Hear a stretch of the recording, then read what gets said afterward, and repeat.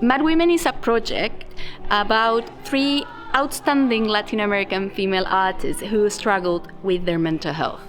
These artists are Violeta Parra from Chile, Judith Marquez from Colombia, and Frida Kahlo from Mexico. Is it normal to fail, to make mistakes? To work. I work a lot. Not normal for a woman. Being creative is normal. Not normal for a woman.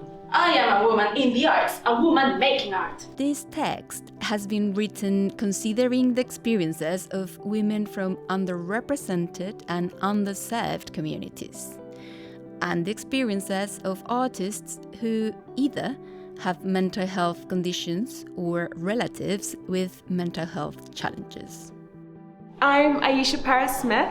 I'm a somatic sex coach and sexological body worker. Today we had a very specific focus with Connie's work, and that was to look at what it's like to be a woman who wants pleasure, who has a high sex drive, and also who may be experiencing sexual health and mental health challenges. So what we did is we went in and we started to look at, okay, what would my sexual life look like if I was completely liberated and able to be completely me? And secondly, how can my relationship with pleasure and my sexuality support me in times of mental health crisis? And this was wonderful. The women were discovering for themselves what it means to them to feel pleasurable and to feel sexual, and how everyone has a different interpretation of pleasure. Diego believes that men's pleasure is only located in one spot, A dick. whereas women can feel pleasure in many corners of their body. 2 women having sex will achieve outstanding intimacy. So today we experience a workshop about women in arts and the role of women in art history.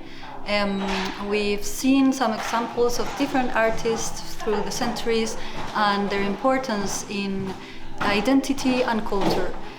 So the first activity was cyanotype and then collage. The participants made self-portraits and in that way talked about their culture, their identity, and how they see themselves now and in the future. Maria Montoya, my so-called mother, says she loves me. But the me without anxiety or depression. What part of me does she love? The strong, independent woman. The one who eats the world. She doesn't love the one who struggles to fight the world inside her head.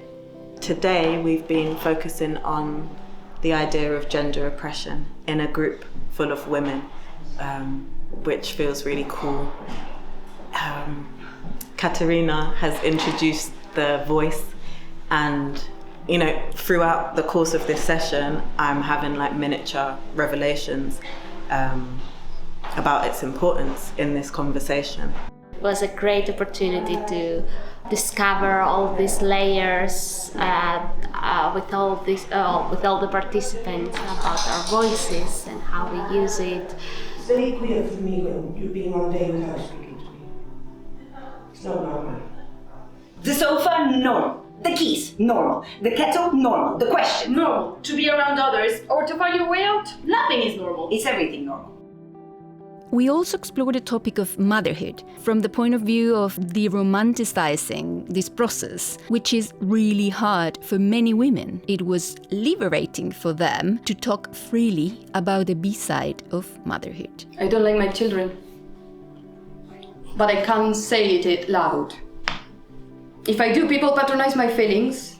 They try to justify my words, to explain my behavior, because it isn't right not to love your children, right? Because it isn't right not to love your children, right?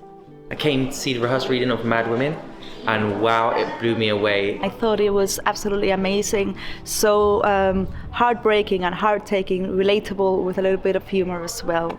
I thought it was an amazing piece where you can see the complexities of what being a female artist entails. I love the interaction between the 3 characters and the way the whole piece was structured and how it came across. Look forward to seeing this on stage and seeing where it's going to be done and what's going to be done with it.